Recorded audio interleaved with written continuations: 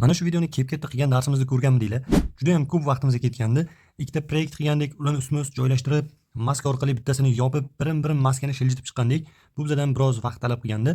Lekin o'zingizlarning videolaringizni mana shunaqa effekt bilan boshlasanglar, bu ham bir qanaqadir kuzatuvchilarni diqqatini o'ziga tortib qoladi. Xuddi shu effektni hozir sizlar bilan Ven dasturida qilishni ko'rib chiqamiz. Siz aynan mana shu qismini videoyingizni Ven dasturida tayyorlab, qolgan qismini CapCut'da tayyorlashingiz ham mumkin. Ya'ni aytmoqchimanki, Ven, CapCut qaysida o'zingiz uchun qulay va oson bo'lsa, bemalol foydalanishingiz mumkin bo'ladi. Biz ham uni CapCut'da tayyorlab ko'rsatgan edik. Endi navbat Venga. Qani unda boshladik.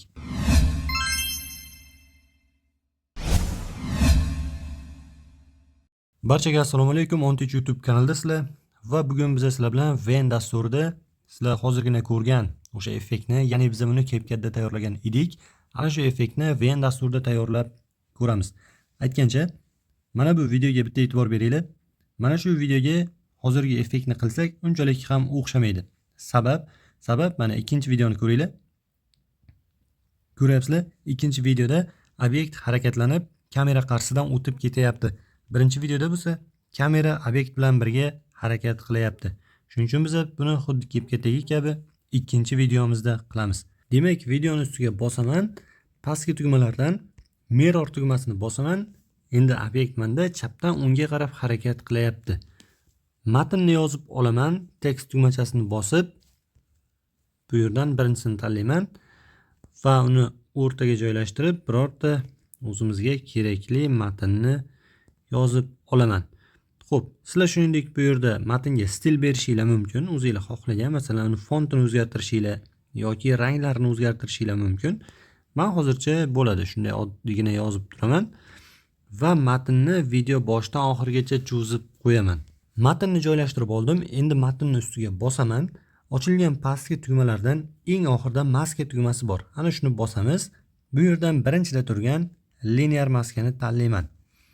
Va maskani mana bunday aylantirib olaman. Endi maskani demak obyektga moslab joylashtirib, mana bu yerda keyframe tugmachasini bosaman. Bu keyframe demak maskaga ta'sir qiladi.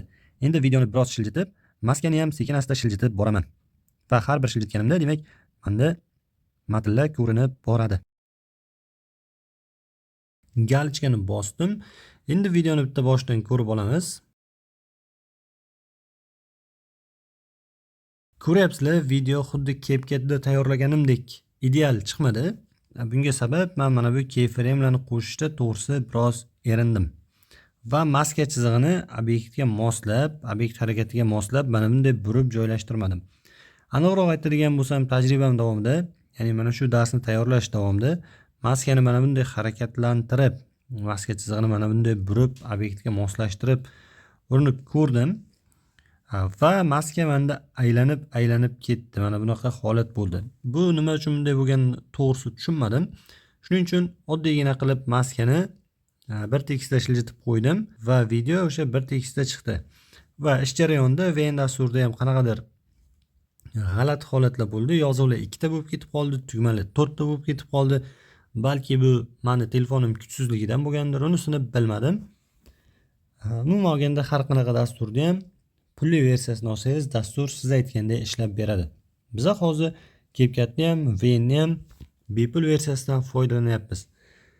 Keyingi videomizda nasib bo'lsa, oddiy videoda, demak, tabiat qo'yinida olingan oddiy videoga shunchaki bitta musiqa qo'shib, rang berib, uni saqlashni sizlar bilan ko'rib chiqamiz va xuddi shuni CapCut va Ven dasturida qilamiz. Qaysida tezroq va osonroq bo'lishini birgalikda baholaymiz. Ko'pchilik o'zini videolarini oddiygina qilib o'zgartirmoqchi bo'lgan, montaj sohasidan xabari bo'lmagan yurtdoshlarimiz uchun juda ham foydali bo'ladi.